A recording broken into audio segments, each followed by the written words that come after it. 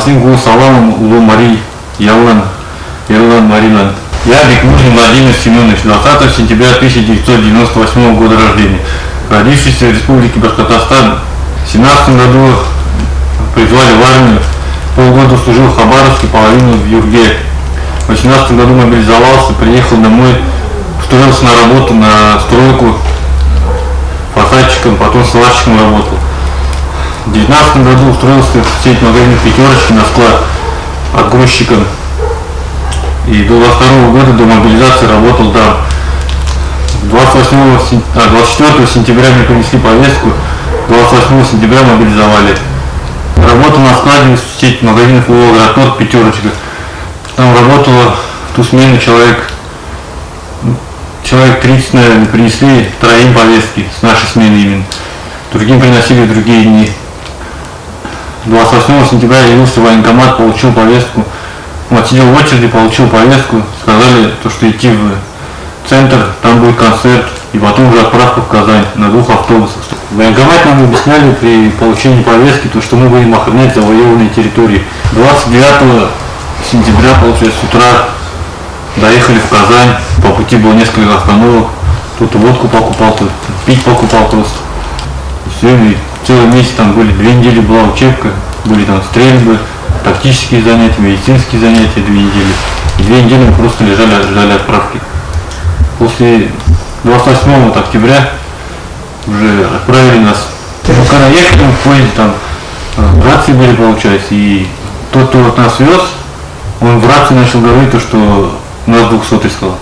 Потом спросил его, а что случилось? Он сказал, выпил не водку, а что-то другое там. И приехали в Казань, нас привезли к парку какому-то там. Что я в Казани до этого не был, не знаю, что за парк был.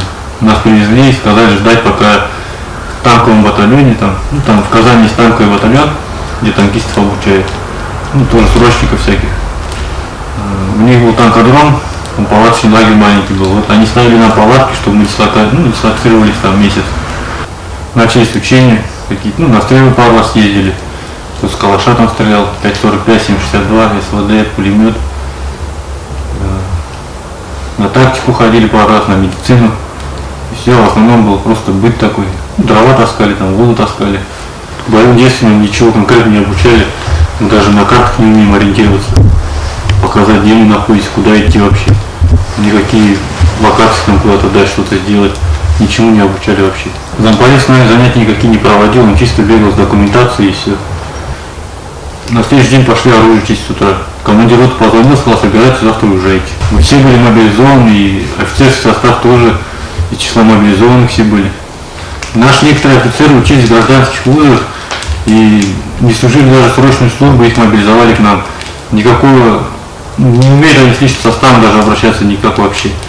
Эту форму я купил сам, потому что то, что выдавали в Казани на танковом этом батальоне, там выдавали старую основную форму, которая уже отлежалась лет по 10, там, по 15. Ее когда одеваешь, там по швам вся идет. Вот это вверх вот со штанами 6 тысяч. Вот это теплые тоже 6 тысяч. Берцы 3 тысячи.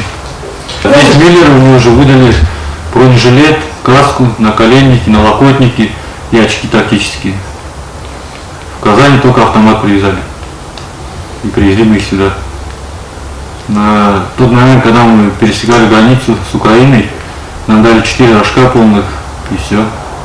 Вечером мы погрузились в автобусы и ночью ехали. Утром приехали сюда, нас перегрузили в Уралы и отвезли куда-то в лес. Потом 3 километра еще пешком шли. Сегодня 11, да? 7 дней назад, получается, приехали мы. Что я 3 дня почти там был, 4 дня в плену. Вот. Нет, нас встретил контрактник один. Он отвел нас в лес, сказал, вот здесь, на вот этой территории вы окапываетесь, получается. Если что, говорит, наше подразделение там. То есть стояло наше подразделение, тут стоял мотострелковые мобилизованные, и справа от нас стояли контрактники там. И сказали, что сейчас окопаете здесь, недельку полежите, и приедут контрактники уже, вас в другое место отправят. Я вот 2 дня только откопал окопы, получается. На 3 день тоже копали, и потом сказали за 300-м сходить. Наши ребята, без воды мы были, без еды. Наши ребята пошли за человек 10, за водой пошли к машинам, за едой, за водой.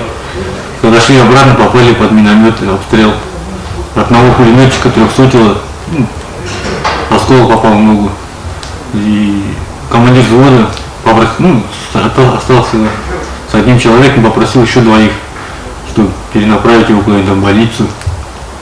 Мы пошли, получается, с товарищами, не нашли их, потому что они сказали идти по этому же пути и свернуть направо. Мы свернули направо, попали под обстрел. Начался обстрел, я прыгнул, там дерево лежало в поле. Я прыгнул через дерево вот это, чтобы лезть на дерево, чтобы пуль не попала. И как раз в ногу попало мне. Потом я лежал, чуть прострелял, в землю, так невысоко. Надеюсь, что может отойдет, все закончится. И потом чуть полежал, подождал, не слышу, что ко мне уже подходит и окружает меня. И все, оружие отложил, и ко мне подошли, сказали, все, руки в бок, ноги в бок. Связали и все. Подошли военнослужащие, отобрали автомат, сняли бронежилет, сказали расшнуровать берцы. Я расшнуровал, они посадили меня, завязали. У меня тактические очки были на каске, получается, они сняли их, завязали глаза, сняли каску, броник сняли. Все, связали руки и сказали идти за ними. Вели меня куда-то. Привели, дали, посадили, опрашивали, дали воды попить, перекусить дали. До вечера, не до вечера, часа 2-3 я посидел, перевезли меня в другое место. Я там еще часа 3 сидел на земле. Никто не бил, ничего не делал. Тоже воды дали, покурить дали. Потом приехала машина и забрали уже вот туда, откуда меня вчера сюда привезли.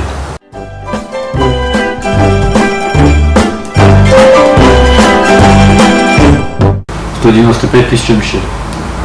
Заплатили 176 за 2 месяца. Свобода. Не могу даже сказать, честно. То, что я видел на гражданке до мобилизации, еще говорили, то, что армия России несет вообще минимальные потери людей, что армия Украины так сильно. Когда уже здесь попали в плен, мне показали, что потери у России намного больше. 93 000, по-моему, да? 93 000 людей потери. Армия Украины намного мощнее, чем армия России. Своим вооружением, те, что быстро, оперативно работают, все. Это я сам лично увидел. Потому что взяли меня оперативно, быстро вообще. Стреляют в основном ваши, не наши. Были вопросы, почему, для чего все это вообще? Какие территории вообще мы идем воевать? В принципе, в России же и так много территорий. Зачем нам лишние территории вообще? И вот этот вопрос мучил постоянно. А мне-то что с этими территориями делать? Они же не для меня идут, они же для Путина, для его денег, для вот этого всего. Эта война, я думаю, закончится тем, что Россия не распадется, а даже будет разрушена часть России, и Украина все равно возьмет свое. Раздавит часть России. Потому что армия Украины сильнее, чем армия России. В данный момент я хочу вернуться домой, нормально жить начать, забыть вообще о войне, всей вот этой. Идакошт, Бекаляшт, лучше Шинза Перчтой, Тармушуны Мукста, Шинза Перчтой лучше. Азалатин, Кубазалатин, Сиядадин.